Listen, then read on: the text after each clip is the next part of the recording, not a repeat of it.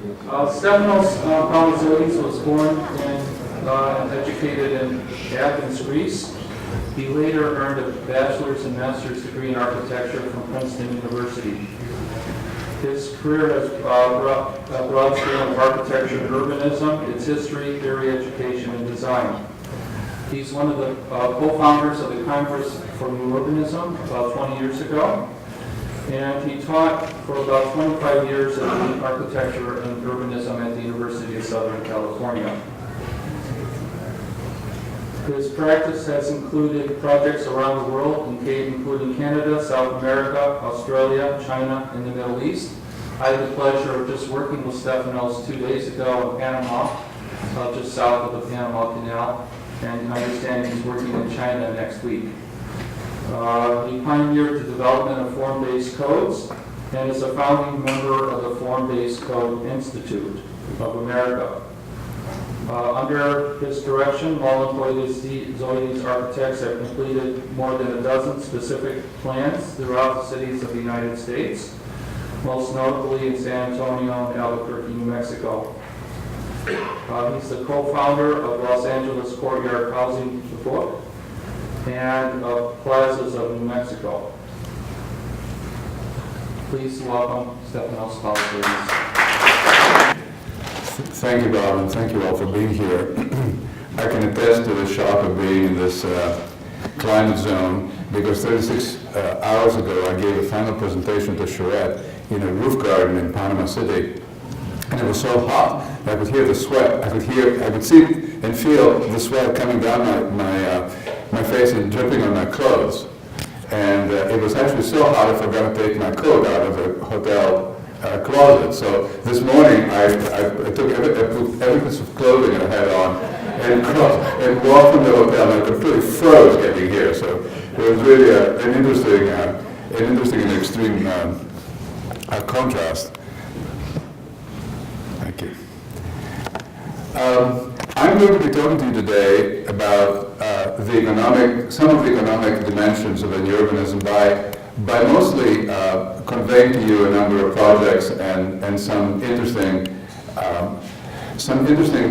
results on the financial side, and we'll do it by directing you through the three fundamental scales of urbanism. As you remember, urbanism is based on a traditional form of planning, where streets and blocks and buildings, infrastructure, open space landscape are integrated into a single physical entity and developed in depth in such a way so that through this kind of integration, placemaking occurs with particular characters addressing locations within the urban area one is working with. And I'm showing you this drawings just to warm you up and to remind you of what these kinds of completed places look like in a drawn configuration, because there is very much of a lesson to be drawn by understanding what the difference is in the ways in which one addresses the task of design by scale and by program. So I will begin with the streets because there are very few of the street dimension, because there are very few streets that have been built in the country, and there are very few that have been transformed and in depth enough to be able to give us some clear idea about what the economic benefits of that might in fact be. We are the proud owners and users of really millions of miles of this kind of street in the country, in the world, and this one happens to be in the center of a small town in northern Los Angeles County called Lancaster, a very distinguished post-war suburb with a very, very small core that was pre-war. This is their main street. It's 4 lanes of traffic and 7 total lanes of blocked up. A terrible place, really. And through through a charrette, which often happens in those kinds of situations, and through a series of precedents that were worked in some depth between the design team and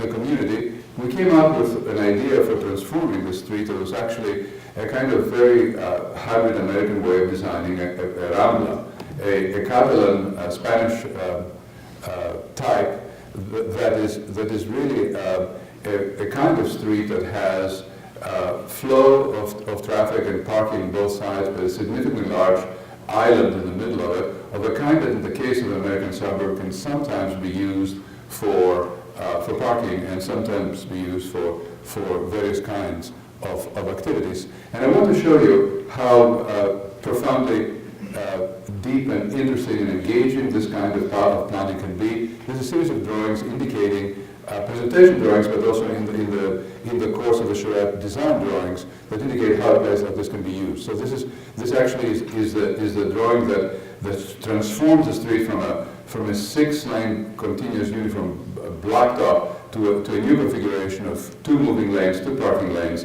and wider sidewalks with a rambla in the middle. This is the balance between walking space and car space, the introduction of lighting, the introduction of planting, and then the use of the street under full commercial circumstances.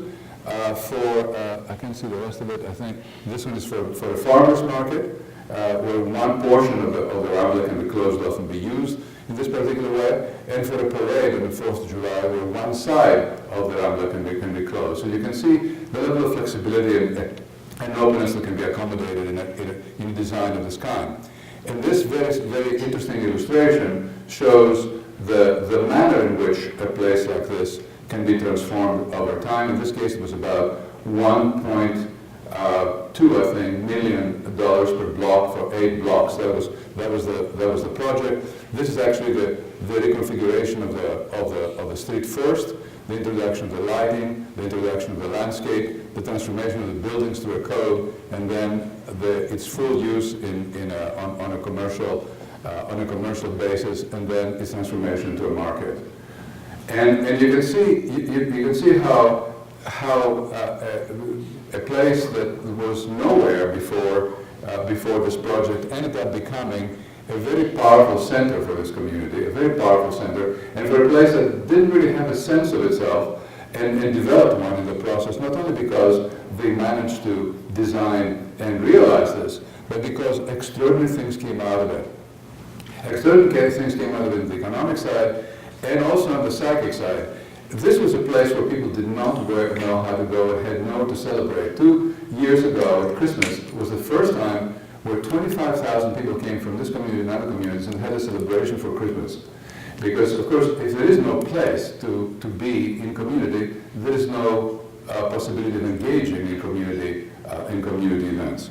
And the results, I think, of the economic side were equally stunning. And I'm not going to read through any of this, but it's notable to observe in the situation that a project which barely cost $9 million generated $273 million in economic activity within 3 or so years after its completion. So it is important to understand that public space is not only an abstraction, is not only a socially desirable kind of dimension and component and element of the urban environment in which we live, but it's also a profoundly important dimension in the making of a robust economy and generating prosperity. Now, moving on to the question of the block. How can one generate the kind of district that this is in Sarasota, and the next one is a neighborhood in Memphis? How does one generate this kind of scale and this kind of character of place through new urbanist means in a way that defines and realizes strong economic benefits? I just want to start with this very, very simple diagram from one of our codes, which reminds us that probably the first level of economy, the first level of concern about the economic success of any project is beginning to value land as if it mattered. One of the most tragic aspects of sprawl is that land is being treated or thought of or considered or zoned and developed and disposed of in amounts that are actually remarkable, in the hundreds of acres, in the tens of thousands of acres, and treated like something very routine and very repeatable, very, very available. And in fact, if you look at the urban history of our country, and the Manhattans and the Philadelphias and the inner suburbs and the second rings, and all the things that matter, basically land and its value should really be measured in square feet, in paces, I would say, in paces. So what you see here is an attempt to remind us, in a very simple diagram, that the block, the urban block, is the main instrument through which we must be planning, and also the main measure of planning, because blocks can be in area between maybe 1 and 3 acres or so, based on local circumstances. But by defining blocks this way, by introducing, in other words, by introducing streets into land, into raw land, by introducing alleys, by introducing lots, and finally by introducing buildings of various types, one has a chance of repeating the process, of simulating the process and regenerating the process by which the greatest urban places in our country have ever been made. Now, this project I'm going to show you that illustrates the benefits of an urbanist approach to land planning. This project comes from El Paso, which is not exactly a poster child for urbanism, but they had the prudence to put into place a new smart code. And a smart code is, for the ones of you who may not have used one or have not read one, is really a document that determines by transect, in other words, by degrees of urban intensity or conservation intensity or both, the numerical dimensions, the rules, the issues that pertain to the making of, the ingredients that pertain to the making of any one of these zones. For all of the components, I think you might be able to read some zones, thoroughfares, civic spaces, if it goes on into use, frontages, and so on. So by having a document like this adopted, by having something like this in your back pocket, by knowing that this is the law of the land, one can proceed and plan in a very extraordinarily fast way. This is a 300-acre site in El Paso, which was defined in design by taking the thoroughfares that were allowed by the code and the block sizes that were allowed by the code, and having them composed based on the program and the site conditions and all the other market and other issues that were pertaining to the making of this project. So if you can imagine that instead of having to fight all the municipalities, I know many of you are urbanist warriors going to cities trying to do projects, and you end up having to argue about the most minuscule details. Imagine if you had your streets and blocks completely determined and completely accepted in the municipality. All you have to do is go there and make a plan, which is what this is. And this was a transect zone allocation based on the block street balance that you saw before. And of course, interestingly enough, these codes have also some degree of flexibility, which is very, very important. In other words, there's a 10%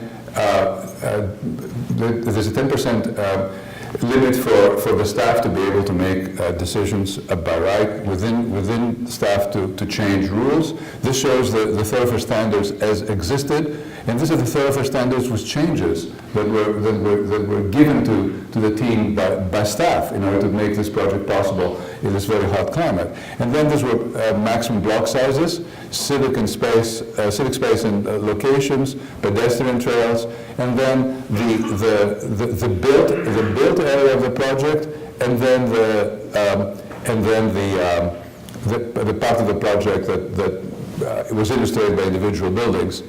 Next to this project happened a second project which was about 200 acres. These are the two projects. I'm sorry, I reversed the slides. The previous one, Figure Field, was the combined project. And both of them together involved approximately 3 million square feet of retail and about 3,000 units of housing. And the entire double project went through the public process and was entitled in 6 months. Now, if this happened in California, I have to tell you that even if the general plan and the comprehensive plan were on our side, this would have taken 4 to 5 years. That's because of the heavy level of regulation in the West Coast, and also the lack of consistent and important enabling form-based codes in place. But all you have to do is to begin to imagine that in a situation like this, certainly time is absolute money, and to be able to pull a project of this kind through and make it happen is an enormous advantage to the developer and to development. Finally, the question of buildings.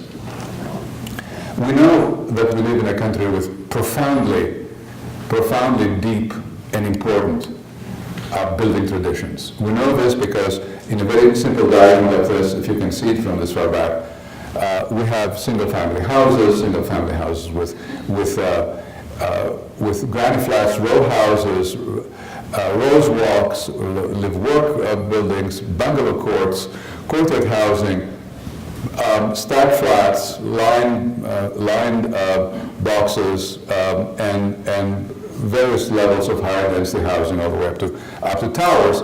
And all of those are to be found in every American city built before 1945. Now, how do we get to this kind of complexity? How do we get to this kind of variety and complexity of building typology within a project? We know that traditionally we have a number of types that are to be found in and to be used and to be enjoyed, places of very high living and economic value, in most of these great core cities before the war. And how do we get those to be rebuilt? How do we engage in the making of places of this kind? I'm asking this question, of course, because all we've gotten for the last almost 2 generations plus is single-family houses. What did I do? Did I get all the way to the end somehow? Did I skip?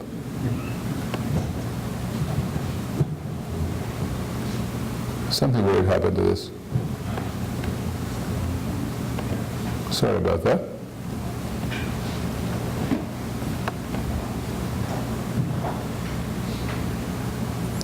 Something very strange happened. All we've gotten in the last few generations is single-family houses and stacked flats. That's it. Some of you have heard me say before, in the country where we have 6 choices of salad dressing in every restaurant, we only get 2 building types to live in. And we know, in fact, that all of these others exist. They're perfectly valuable. They're perfectly important to people, and we just can't get them. So this amazing document was authored by our office in 1990. We've been trying very hard to build within a context of form and density for 25 years now. What's important about this, forgetting the piece on the top right, which is all about the rules of making each particular type, is this simple idea that housing begins with a house cell, with a form of the single dwelling. This single line, and this double line in the upper part of the site that I might have a pointer. This line here in the middle of the drawing defines the building types that are walk-ups, and these are the common entry types, the ones that necessitate a lobby, an elevator, and a corridor. So here's the single cell. These are the combinations of cells which are walk-ups, direct entry in other words. These are the common entry, and the names might be odd because they're 35 years old, but they make sense anyway. The house with a granny flat, shared houses, duplex, triplex, quadruplex, townhouses, singles and stacked, courtyard housing, regular and hybrid, and then villa, perimeter block, essentially, and tower. And the most revolutionary thought here is that it's possible to then also make combinations of these types in various projects, where you can take any of those and put them together, like, for instance, a house with a garage flat, or a tower with row houses, or a courtyard with stacked flats. And you will see in a moment why that's so very important. It took us almost 15 years to realize one of those buildings.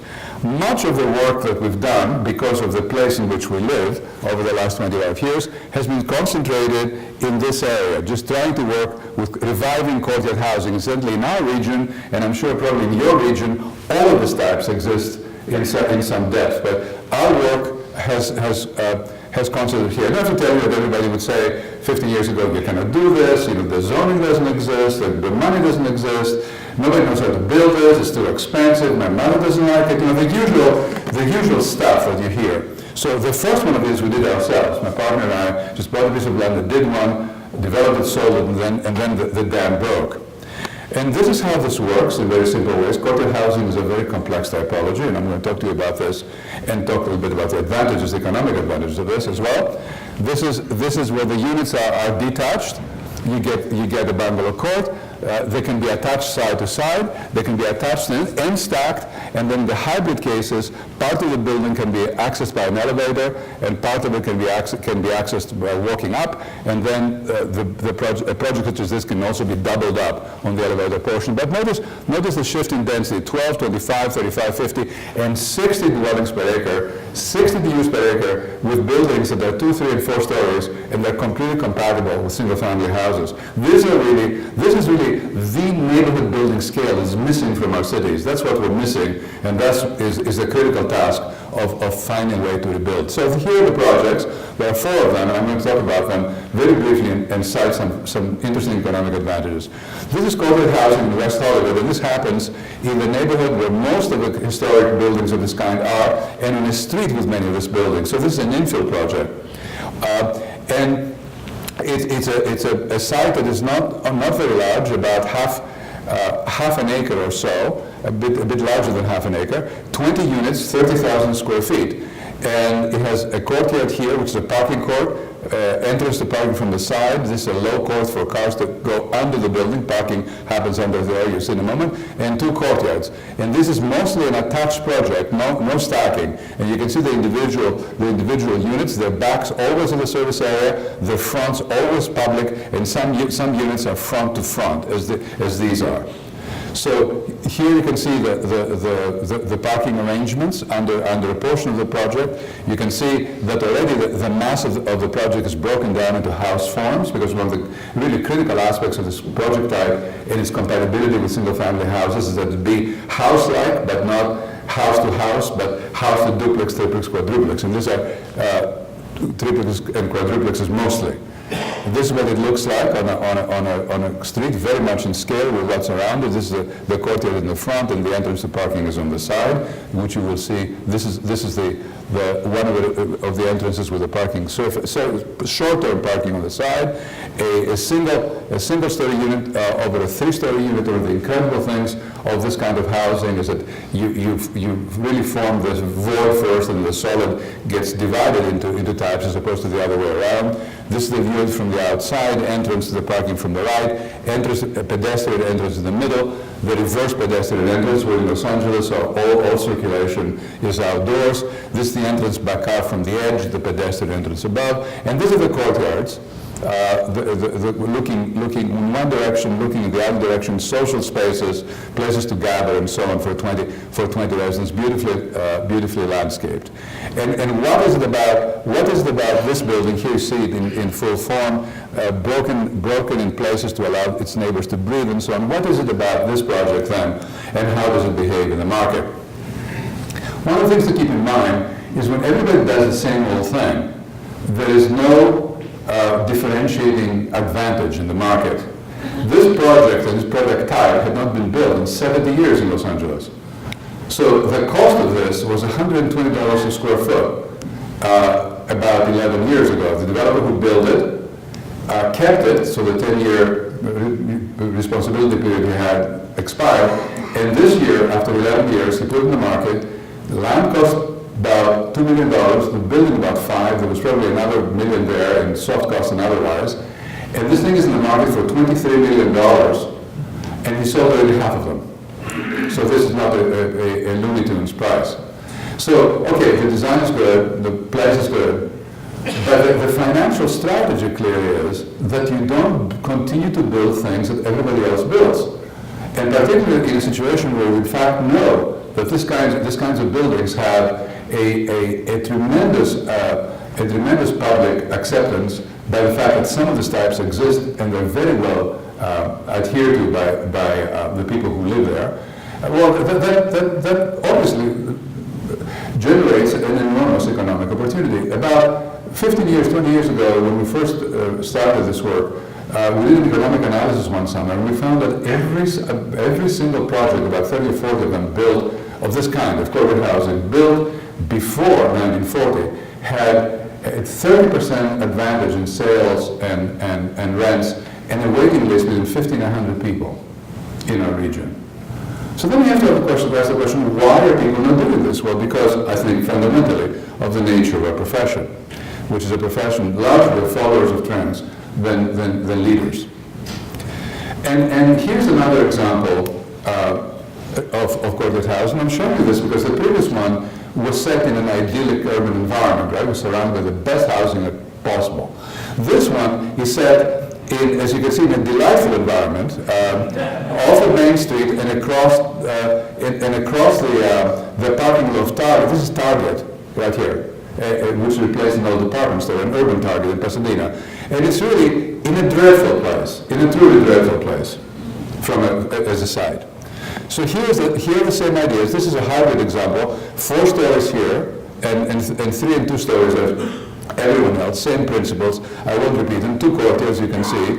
This is the full floor version of it, and this is the fourth floor version of it that explains the hybridity. Okay, so this is 3 stories, this is 2 stories, and this is 4 stories. And again, the 2 stories in a project like this is either a townhouse or 2 stacked flats. The 3 stories is really a flat underneath and a townhouse above. So by code, you either go right in or 1 level up, and you have a complete walk-up in the 3-story portions.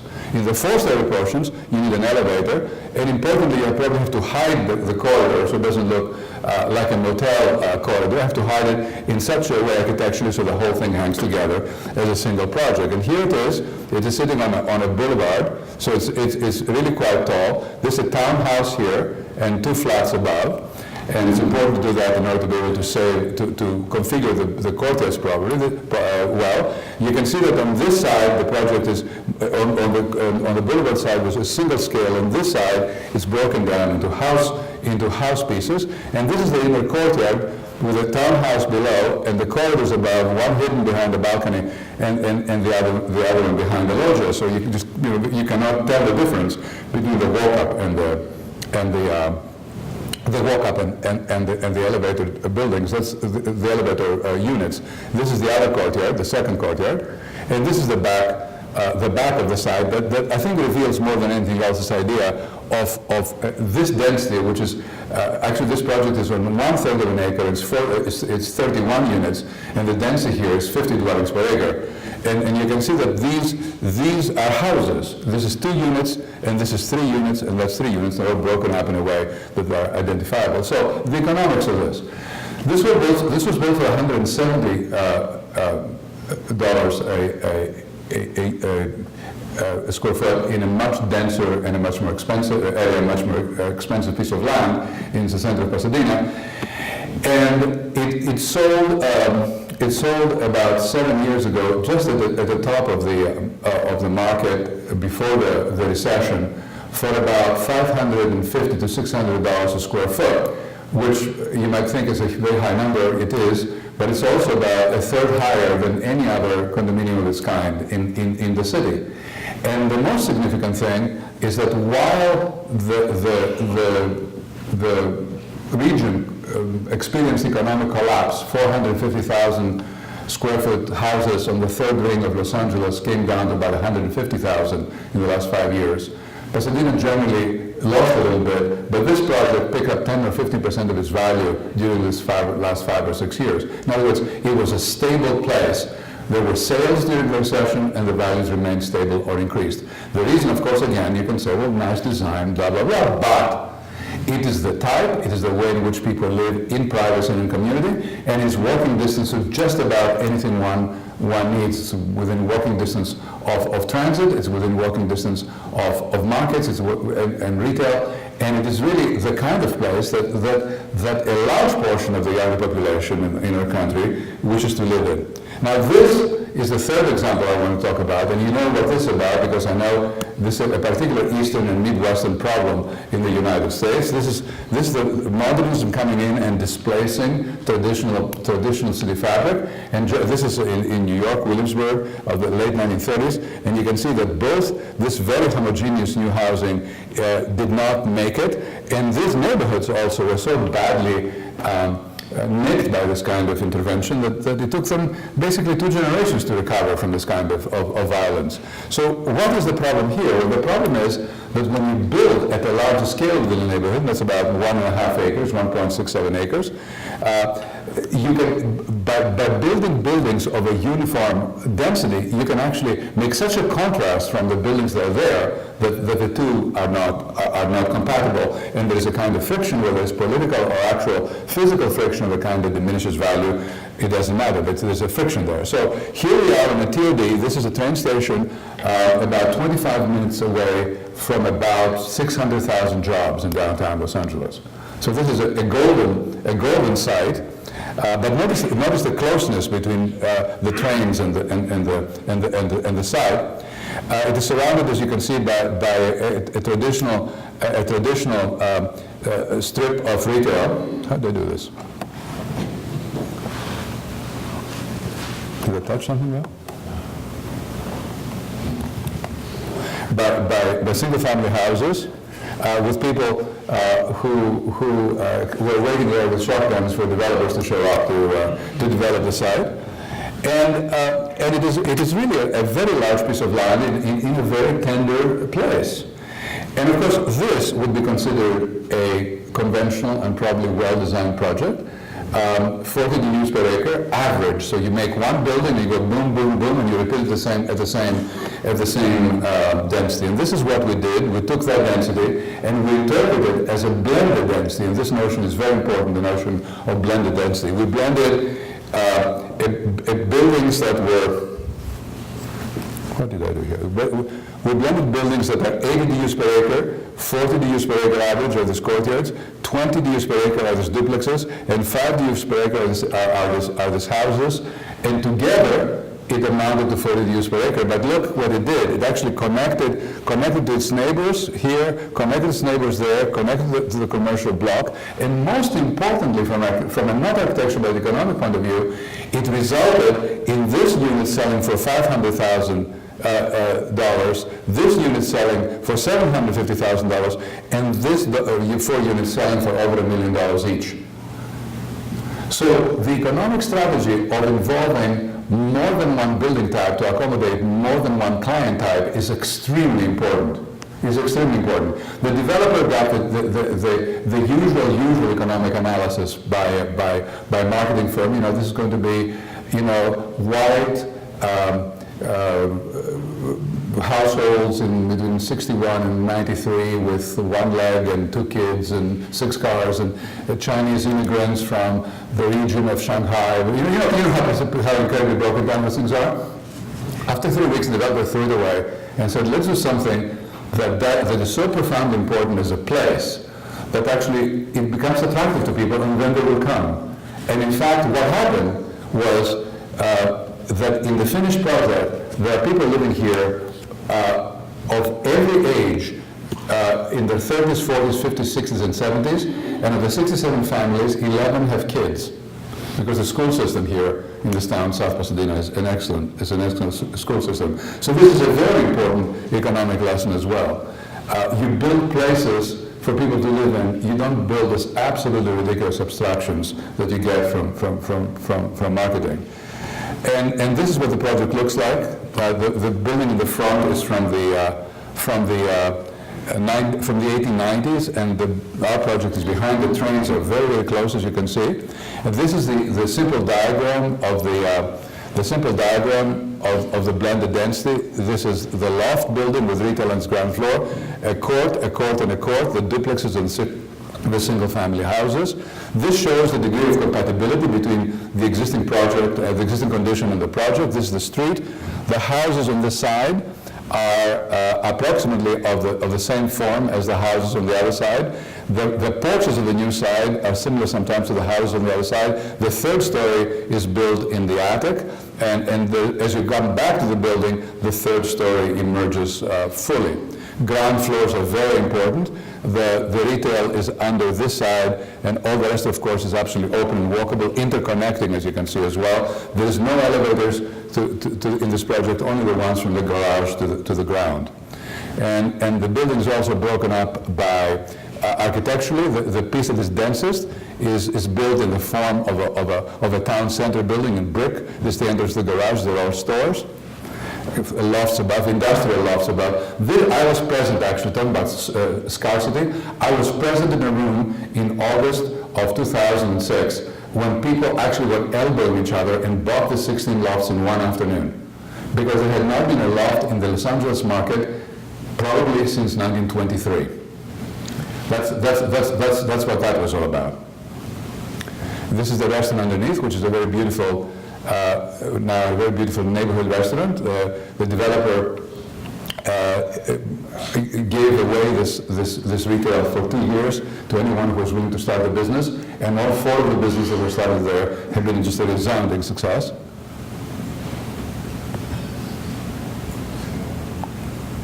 And then the lower half of the project is built in a Mediterranean form. This is the courtyard above the garage and the retail. And this is the rest of the project was done in a transformation of the very popular bungalow style of Southern California. So this is the story of this project.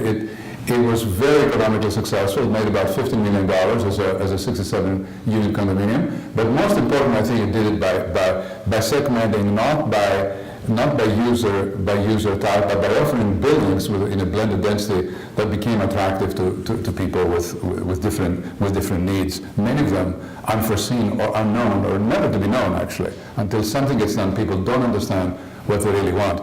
Since this building has become the poster child of transit-oriented development, I've been present very often with developers who brought people in this place, and in the end of a project like this, of a visit like this, they end up invariably saying, no, don't talk to me about density, I'm not interested in density, I'm not interested in numbers, I don't understand numbers anyway.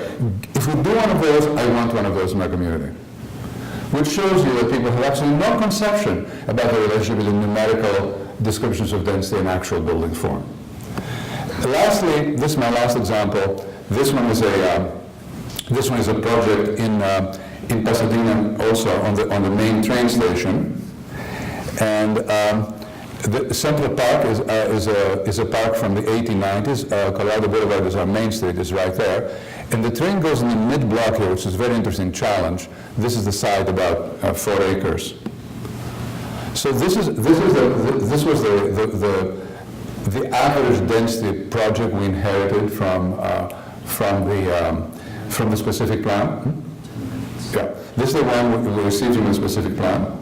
This is the one we delivered, which is really a blended density example of stacked row houses here, tiled in the corner, stacked flats there, and courtyard house in the corner with the city's second train station moved to that point, and 4 underground levels of parking. You can see that the train comes through, arrives in a quad. The old train station moved out at the digging of the garage and then moved back on. And then 4 different buildings, each with an internal courtyard independent of the typology. A very continuous ground floor with retail around the quad, and with a code that delivers a door every 30 feet on the ground floor of the entire project. This is the quad from looking up from the deck of the pool. The trains cross through the quad, as you can see at the bottom. This is the density diagram. This is about maybe 120, 140 DUs. This is about maybe 80 to 100 DUs. This is the requisite maybe 40 here and 30 there, and the whole thing blends to 100 DUs per acre. This is a 100 DU per acre project. That's what it looks like. What DUs mean? dwelling units, DUs. This is the project, the tower, the stacked flats, the quartered housing, the court, and the central station. This is what it looks like. The buildings are differentiated by form. On 4 acres of land, you cannot build buildings with one hand, one idea, because the whole thing looks like a project. You can never understand as being part of an integrated city form. The train goes right through. What did we learn from this project? What was the economic outcome of this project? 347 units.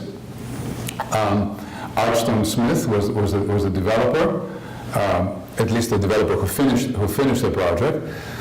The project rents for the highest per square foot rent in Los Angeles County, $3 a square foot. And again, well, design is good, location is good, but the fact is that you have access to a remarkable number of jobs. You have access to one of the greatest town centers in Southern California, walking from the site. So the level of amenity around this kind of facility is extraordinary. You cannot detach a project of this kind from the city structure around it and what that in fact has to offer. So the building has been 100% rented since the beginning. And I have not seen many of the units because they're so full all the time, I've not been able to get in. And the most interesting part of it is that 20% of all the rentals here are to people who are moving from one unit to another. Now that's pretty extraordinary. Let me say this again. 20% of all the rentals are people who move from one unit to the other. As their jobs improve, as things are getting better in their lives, they get married, get a girlfriend, whatever happens, or a girlfriend, for that matter. Things just happen in these buildings. And the reason why that is because in 347 units are not made of the requisite three units stacked all the same. There is 26 different units in this project. And it's not 26 units that are randomly arranged, because you cannot do housing of this density by not stacking everything. We discovered a very simple idea, which was that in California, of course, we have to design by seismic concerns. One builds a very simple box that is all stacked, and then on the outside of it, 3 or 4 feet out of it, one builds wrappers at 2 or 3 stories, if the building is 7 stories, that actually gives some architectural character of the building to the building that is not determined by the strict requirements of earthquake codes. So that thickness, or the cutting back at the top, or the putting up at the bottom, or turning corners, is an opportunity for making unique places within these buildings. And these unique places are very much part of the allure of both the architecture and the renting strategy. So I'm going to finish by giving you 3 slides just to remind you of a couple of important facts. You cannot detach, as you just heard me say, the character of individual streets, blocks, and buildings from the general principles of the new urbanism. Everything that we do is part of an urban network that is essentially multimodal. That's interconnected multimodal. That's an important first principle. Everything that we do involves a project that often makes objects, but the object making is not the ultimate issue. The ultimate issue is the relation of the object to the space that it defines, and the determining of a larger realm of public space in the connection of this object to other objects. The making of the void is what urbanism is, if architecture is the making of the solid. Compactness is an extraordinarily important aspect of our work, because it all has to happen within pedestrian sheds. And it all has to be complex and diverse within the sheds, so both the daily life and the long-term type of people can be accommodated within the space. And frugality is a very essential aspect, because for everything that we do, particularly on the infrastructure side, we have to expect collateral returns.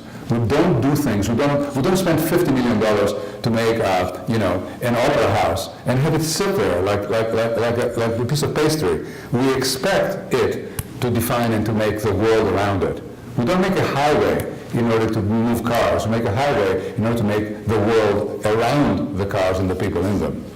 So when you look at cities, and I'll finish by using these 2 examples, because this is an important subject that became very highlight to me recently. This is Orange County. This is Tustin. When you look at examples like this, you can see, and you should, despite the current prosperity, when you look at them in time, you should imagine that they may be leaking, because in fact they are leaking both social value and economic value. And when you look at it in a place like this, which is Beverly Hills, California, you should be looking at this and thinking about the fact that it's actually building value because of its structure and because of its form. I was in Tustin 2 weeks ago, and I was told that in the last 10 years, they have lost 40,000 people. In the last 10 years, they've lost 40,000 people between the age of 25 and 40. And 40,000 more that they were expecting to come this period of time did not come. So 100,000 of the younger entrepreneurial, well-educated and active minds, the business makers, the family makers, are not coming or are leaving because of the kind of place I described before. And who's receiving them? Who's getting them? Los Angeles County. And why? Because it is really of an urban form and of a building form and of a social form at this particular point that attracts the attention of this generation. In fact, downtown Los Angeles has become, in the last 10 years, the center of its transportation, the center of its fashion, the center of all of its commercial and restaurant activity, and it is stealing away the life and the opportunities from the rest of the region because of the poor development in the rest of the region. And the way to get back to all of this is really to return to the principles of form, the individual projects, and the social and economic advantages that are outlined in my lecture.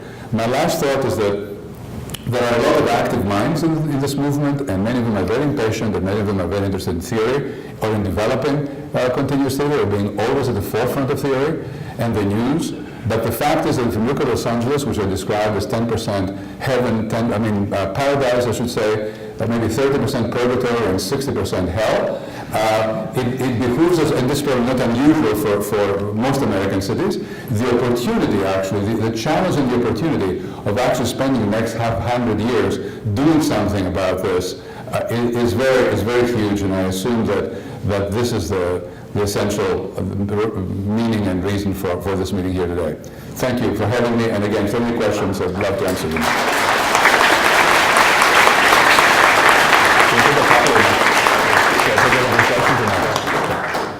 I will take a couple of questions because we're running a bit late, so yes ma'am. I like what you said about there's no place to be in the community, there's nowhere to go to connect as a community. But on that same, thought, when you're dealing with those courtyard-style, multiple family developments, how do you provide for that, or how do you avoid not having the connection with the adjacent land uses and amenities? Do you do something so that you're still providing that connectivity? I guess in terms of your question, the question is how can you make a community space within a courtyard that is not too isolated and so on? Is that it? Yeah. Right. I think you have to imagine that a courtyard of this kind is addressing the social needs maybe of 20 or 30 people. So people live in their units and particularly in a very warm and enabling climate, or in maybe this climate for 4 or 5 months of the year, 6 months of the year, gathers people together. So they treat this place as an extension of their living room. It's a common room for all within the building. It's a dimension of the building. The city is just one step away. All you have to do is open up the door to the courtyard and you're out in the city. So it's not an isolating thing. It is actually the providing of one more level of amenity for the 20 people who live inside these buildings. That's why they're so beloved. I was in one of those buildings that I showed in a meeting of the neighbors about 3 months ago because I'm writing a book on this project, on this subject, and they were telling me to the last person they were never going to move. That was it. That was it. That was it. They wouldn't take them out. They were not going out by themselves. Which means that there is some intense relationship between the way people wish to live and the way this places allow them to. Any other questions? Well, thank you very much again. Thank you.